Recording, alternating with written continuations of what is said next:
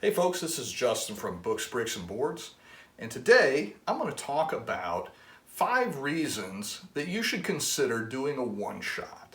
I know that the popular way to play RPGs today is to have a long campaign that more likely than not probably never gets finished, but my roots are in one-shots, and while I've had a lot of great fun playing campaigns and actually have one going right now, one-shots have created the most memorable experiences in RPGs for me.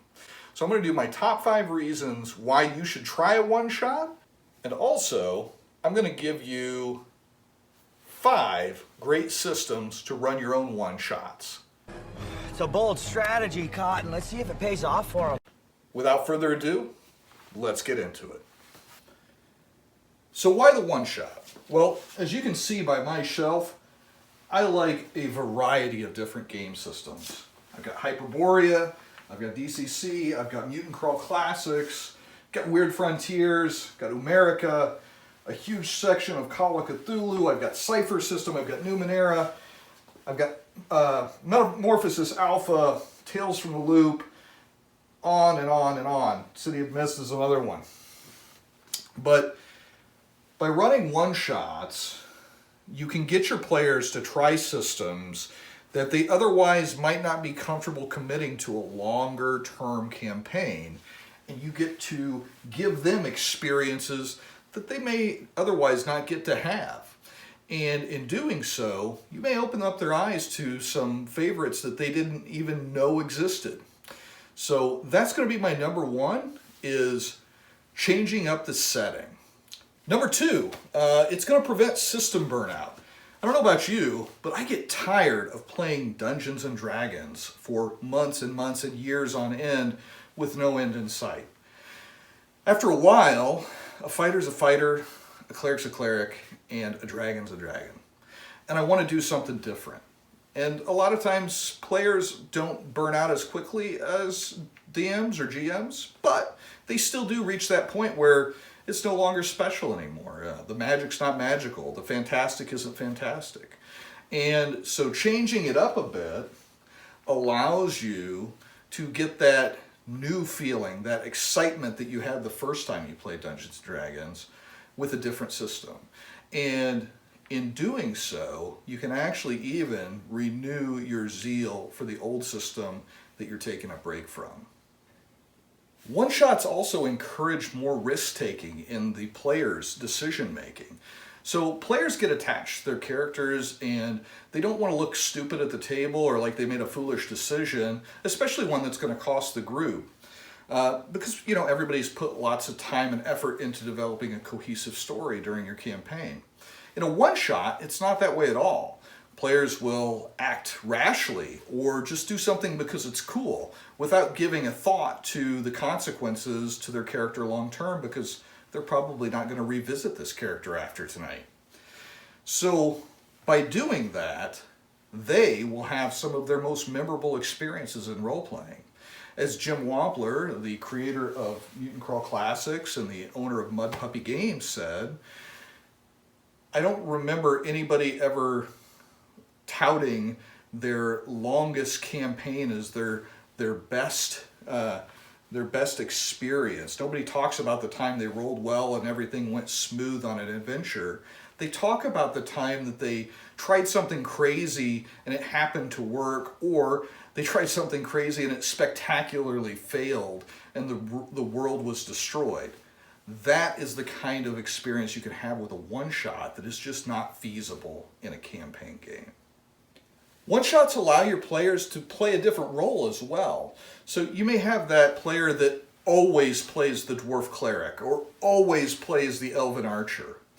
Well, whenever you're not going to commit for a long-term game, they may feel more freedom to explore a different role that maybe they've been curious about but haven't had the nerve to try for a longer-term game. But also, when you play in different systems, they may be forced out of their comfort zone. You can't play the Dwarven Cleric in Call of Cthulhu, not even in Dark Ages.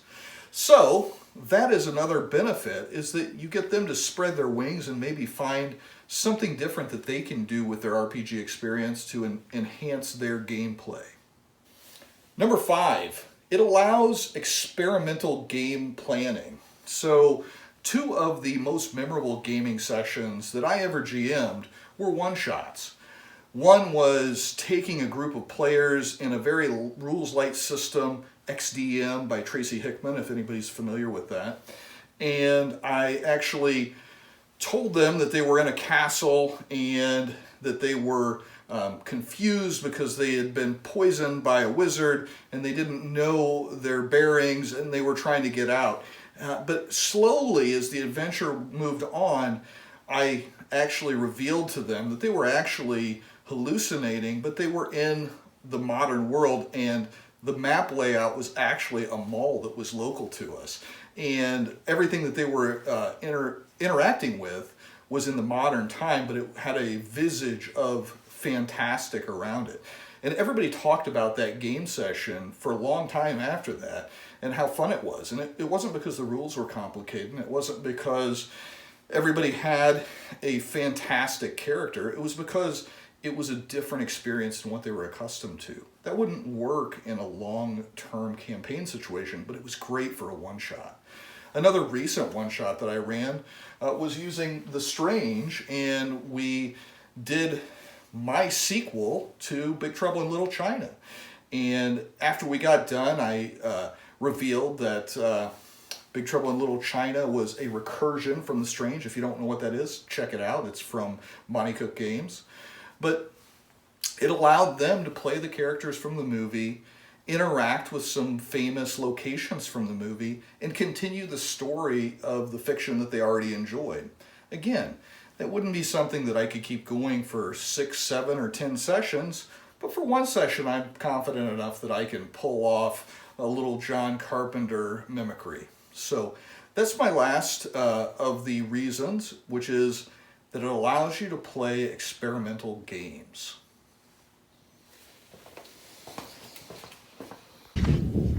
I'll be back. And here are some great systems that you can use to run one-shot games. Dungeon Crawl Classics is my top. That's because most of the adventures that were designed for this game inherently flow well into a one-shot type of scenario because of the luck mechanic, being able to burn luck, and because of the grisly, brutal nature of the critical mechanics and the grinder that is the funnel. So Dungeon Crawl Classics, while it can be a great campaign game as well, it's ideal for a one-shot, and there's lots of material available for it. Also, beautiful book, right? You heard me mention earlier my one-shot that involved Big Trouble in Little China and The Strange by Monte Cook Games. Well, this uses the same system. Cipher's system is the rules system that The Strange uses, as well as Numenera. Cipher is great for running one-shots because you can create enemies within 5 seconds, and they're going to work, they're going to be balanced enough to play the game at a high level, and you can create those cinematic experiences very easily because of the way the system is laid out. Also, Cipher has a number of tools that are related to different genres right here within this book, and then there are expansion of those genre rules and individual expansions for the game. Cipher is a wonderful way to create a custom one-shot adventure. Call of Cthulhu is similar to the Dungeon Crawl Classics rule set in that there's a lot of one-shot material already available for the game, and also a lot of players are not wired to enjoy the grind that is horror over the long term, but they can stick with it for a single game even if they're the most timid of players. These one-shot adventures that are available for Call of Cthulhu are tried and true. A lot of them have been around for decades, and one of the things that works really well in Call of Cthulhu that's not really practical in other game systems for one-shots are props. So this is actually going to be for a one-shot that I run this weekend. I've got my passport, I've got a bloody business card, I've got a driver's license, got a couple maps, and I've got some pages from a journal. All of this helps the relatability of the game, and relatability is what leads to immersion in a game and makes them feel like they're part of the game world. Call of Cthulhu is able to do that in spades, and because it's set in a very grounded reality other than the mythos, of course, it's very easy to create props for this game system, whereas you might not be able to create a convincing wizard's tome. You can definitely create a convincing passport very easily. So Call of Cthulhu is my number 3 one-shot game system. My number 4 one-shot game system is going to be Quest. Quest is an awesome system to introduce new players to the hobby with.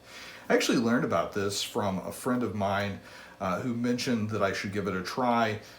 Kenny from over at Geekspective, he's got a YouTube channel as well. He suggested that I give this a try, and he was right. It is a really neat system. So the entire system is predicated on this simple concept. Any action, you roll a d20, 1's catastrophe, 2 to 5's failure, 6 to 10's a tough choice, 11 to 19 success, and a 20 is a triumph. So this is going to be similar to the Dungeon World Apocalypse World type, powered by the Apocalypse type system. But it is even more rules light, even more narrative focused. This is your character sheet. You have hit points, a name, and action points. Then you have the equipment that you carry. That's it.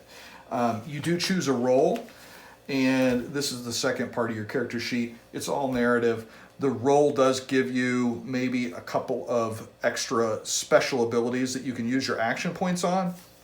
But other than that, it is all about narrative. And it's super simple. Everybody can play it. Matter of fact, the way I first ran this was I had several people cancel on short notice for my Curse of Strahd campaign, but I had 5 people left that wanted to play something. So with no prep at all, I ran Quest in a world that I had created myself for a different system.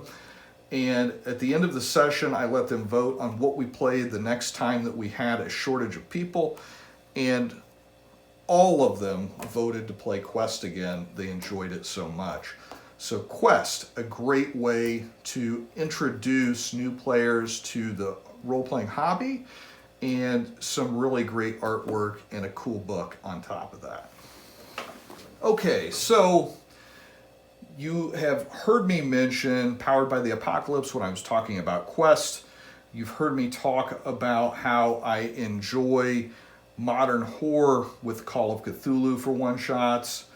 This is going to be a Powered by the Apocalypse horror game that is great at emulating the Monster of the Week type television shows or horror movies of the 80s. If you're familiar with Powered by the Apocalypse, super simple. You roll 2d6, 7 to 9, you get a success butt. 10 and 11, you get a straight success. 12, you get like a critical success basically. And 6 or lower, you fail.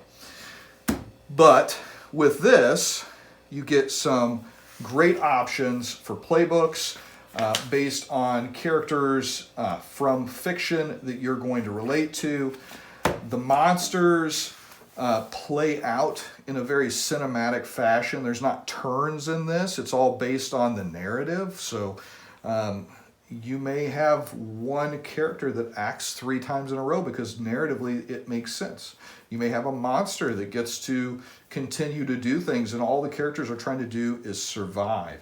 Had a great session of this as a one-shot, and I really think this is a sleeper of an RPG that more people should check out. And you can get this from Evil Hat Productions, and it is an awesome game. So those are my 5 one-shot systems and my 5 reasons that you should be running one-shots at your game group. Until next time, this has been Justin from Books, Bricks, and Boards. If you enjoy the content, be sure to like, share, and subscribe. And until I see you next time, good gaming, and God bless. Hasta la vista, baby.